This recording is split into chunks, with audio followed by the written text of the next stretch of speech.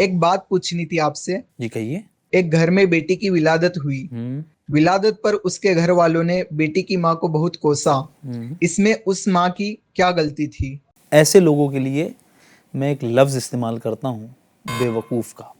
جی ہاں، ایسے لوگوں کو میں بے وقوف ہی کہوں گا، کیونکہ اگر بیٹی پیدا ہوئی ہے اور اس کو آپ اپنے لیے کمزوری سمجھتے ہیں تو یہ آپ کی سوچ کی بہت بڑی کمزوری ہے.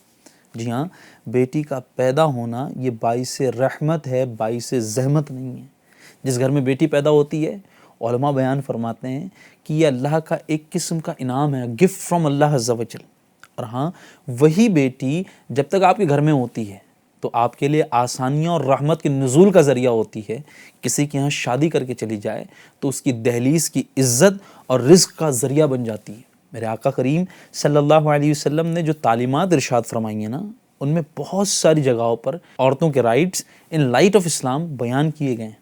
میرے آقا نے ارشاد فرمایا، اگر کسی کی 3 بیٹیاں ہوں اور وہ تینوں کی صحیح تربیت اور تعلیم کر کے ان کا نکاح کروائے تو اللہ تبارک و تعالیٰ اسے جنت عطا فرمائے گا. اور کسی نے پوچھا حضور اگر 2 ہوں تو آقا نے فرمایا اس کے لیے بھی یہی نام. کسی نے پوچھا حضور اگر 1 ہو کسی کی تو کہا اس کے لیے بھی یہی نام.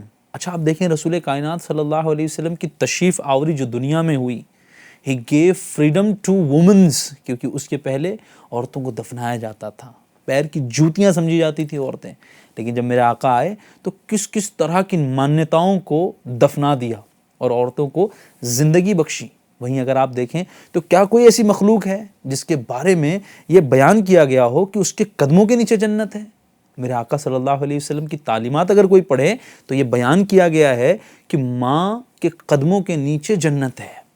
تو یہ کتنا بڑا انعام ہے عورتوں کے لیے. اور اگر ہم عورتوں کو زحمت سمجھتے ہیں تو یاد رکھیے کہ زندگی بھی آپ کی خراب ہو جائے گی اور آخرت بھی آپ تباہ کر رہے ہیں. وہ عورت نہ ہو تو دنیا آگے نہیں بڑھ سکتی. تو میں ایک مشورہ دینا چاہتا ہوں اور آپ سے بھی کچھ کہنا چاہتا ہوں. یوم آزادی یعنی 15 اگست پہلے تو آپ کو بہت مبارک ہو، لیکن اپنے ذہن کو بھی آج تھوڑا سی ریلیکس کریں اور اس کو بھی آزادی دیں اس سوچ سے کہ عورت پیدا ہونا یا لڑکی کی ولادت یہ باعث زحمت ہے.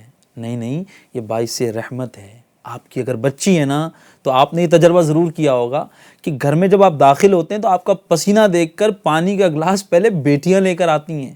وہ سسرال چلی جائیں پھر بھی آپ کے بارے میں سوچنا بند نہیں کرتی. جب بھی گھر آتی ہیں پہلے سسرال کی کچن سنواری تھی، یہاں آنے کے بعد ماں کی محبت میں کچن ضرور سنبھالتی ہیں. جی ہاں، بیٹیوں کو سنبھالیں، عزت دیں اور انہیں زندگی جینے کے لیے وہ سانسیں دیں جن کی انہیں ضرورت ہے. Let them fly to live their life at fullest.